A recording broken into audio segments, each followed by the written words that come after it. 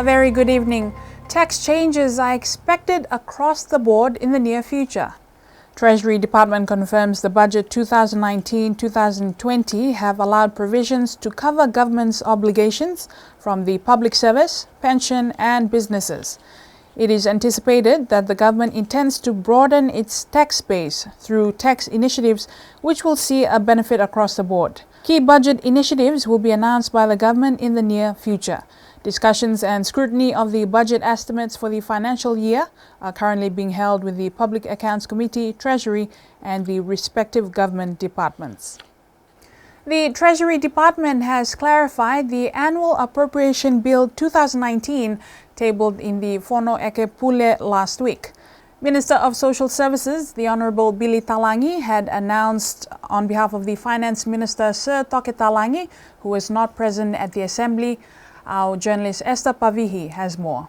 Honourable Billy Talangi announced the grant and appropriation of expenditure for the recurrent operational, capital projects and investment and development projects, a total of $28,735,000, and for the development partner investment and development projects, a total of $20,595,000. Questions and concerns were raised by opposition members of the House on important information that seemed to be missing from the budget announcement and the lack of time given for the members to go through the bill. BCN News obtained copies of the appropriation bill and budget documents and sought clarification as the minister's introduction of the bill did not mention the expected revenue the government is expected to generate in order to meet the government's expenditure. Treasury has clarified that the appropriation bill presented by the minister only highlighted expenditures government is investing in and not revenue. According to the 2019-2020 budget estimates, the financial year has a total recurrent expenditure of $28,173,000 and the recurrent revenue of $28,735,000. The Treasury Department clarified that the surplus of $562,000 will be used to fund the government's recurrent capital expenditure of $100,000 and the government's recurrent investment and development projects of $462,000. This includes the expansion to the 4G network, youth employment scheme, the Early Childhood Care Education Centre, waste management, vanilla maintenance, and various community projects. This is Esther Pavihi for BCN News. The Public Accounts Committee is meeting with government departments to scrutinise budget allocations for the financial year 2019 to 2020. The appropriation bill was referred to the Public Accounts Committee after the first reading last week at the Assembly and is expected back for the second and final reading on the 31st of July. It will be continuous for the whole week like we normally do. And depending on all the questions that we'll ask, the duration will be dependent on that. But we're always thorough with regards to the questions that we ask and trying to get clarification and to understand exactly how they came up with the numbers that they've got down on their budgets. So that's where we are right now.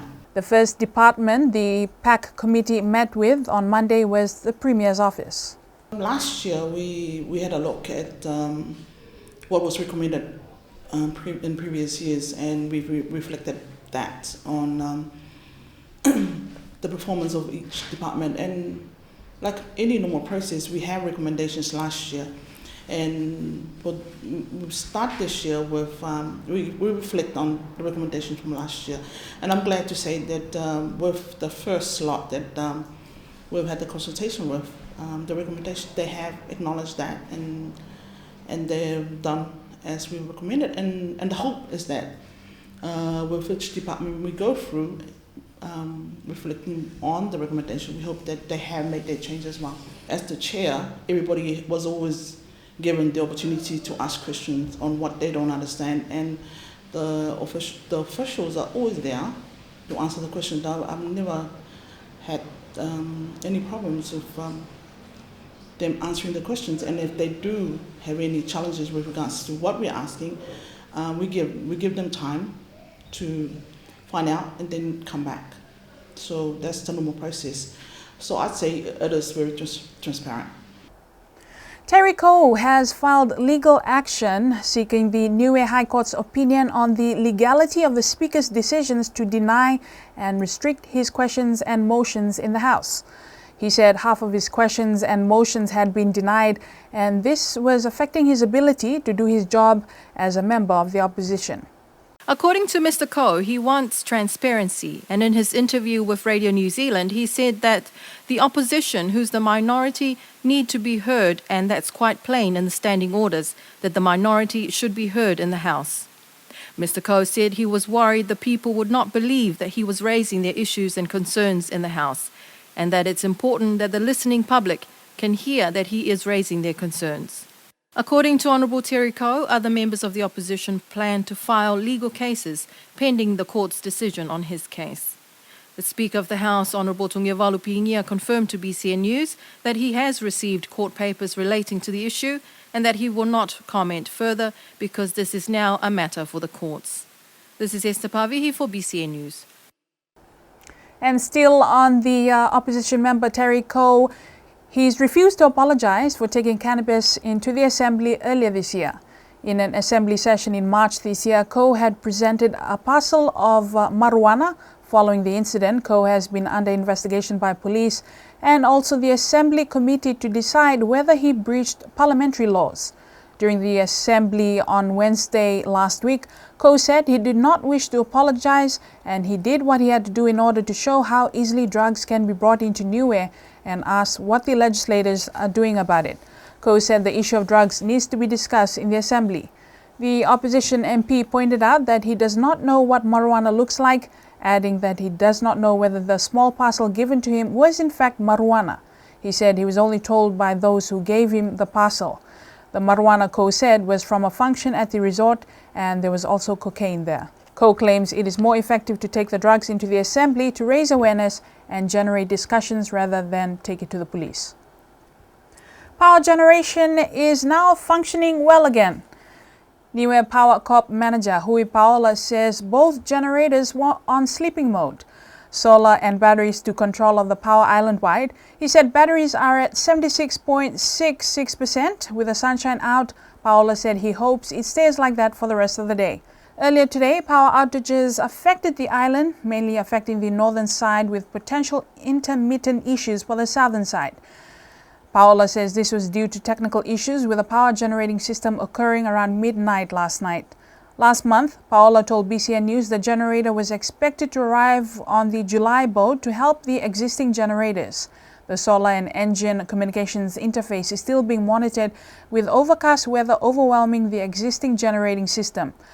As part of efforts to ensure Niueans have access to a fair court system, the Justice Department were part of a training workshop.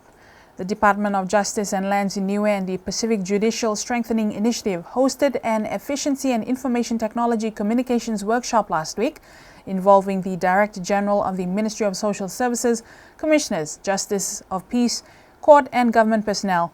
The workshops focused on efficiency of the court system as it dispenses justice to the citizens of Niue.